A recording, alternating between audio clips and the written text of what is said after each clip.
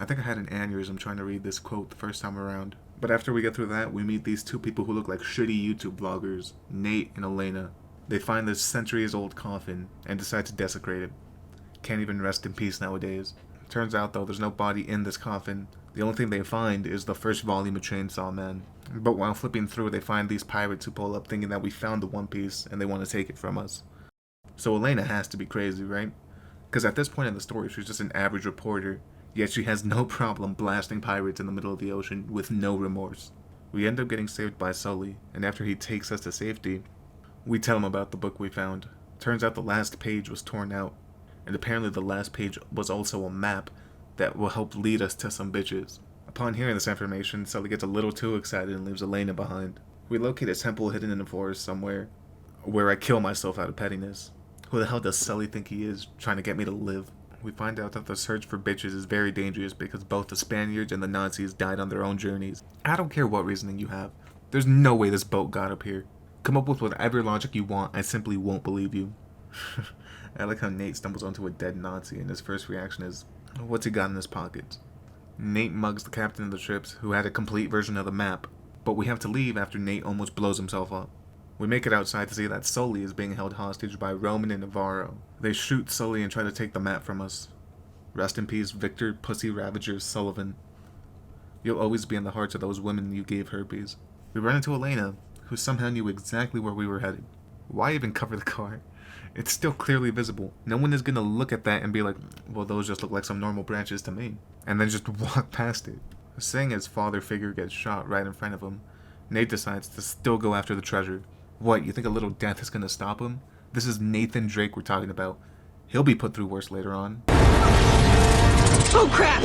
We're on fire! No shit, we're on fire, Elena. How the hell is Nate not gonna notice the entire right side of the plane going up in flames? We jump out of the plane only to realize after landing that we left the map on there. So now we have to shoot our way through the local residents to find the plane wreckage and get the map back. Screw these traps. I forgot they were a thing and it scared the hell out of me when I ran into one again. In order to find Elena, we can either sneak through the castle or massacre everyone in here. You can see which way I went with. We make it to Elena, and we see that after she jumped out of a burning plane and landed on an island full of killers, she gets the bright idea that now is a good idea to start vlogging the experience. You know, for the gram, right? I really want to know what Nate said to these guys, because it was so disrespectful that they sent a mini army after him. We get a nice little sewer adventure and Nate finds a skeleton, which of course he loots. Couldn't even let my boy rest in peace. Nate saves Elena from getting blown the fuck up, but now he gets kidnapped and held hostage by Eddie, who's just there. That's about all I can say for him. Elena breaks us out of prison and drives off. Listen, after seeing her driving skills, I'm starting to think that maybe Andrew Tate was onto something. Eddie corners us, but instead of letting him win, we drive off the cliff. Who would have guessed that being held hostage by several men with AKs would be a little stressful? So we need to relax a little bit by going on a little jet ski ride.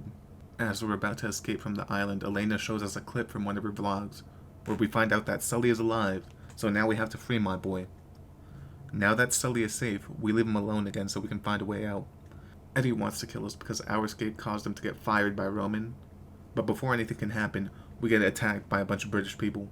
Sadly, the Brits get Eddie.